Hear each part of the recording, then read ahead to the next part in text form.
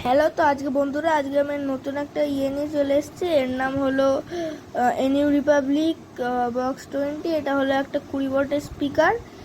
এটা খুবই ভালো দেখতে তো লাগছে, এবার কেমন কি হয় সেটা আপনারা জানিয়ে বলবো। তো শুনুন, এটা এটা এখন অন করছি পেয়ারিংয়ের জন্য। এবার কত তাড়াতাড়ি পেয়ারিংটা হয় সেটাই দেখবো। এই যে বন্ধুরা, অন করে নিয়েছি। এবার দেখবো, এখানে এই তো চলে এসছে।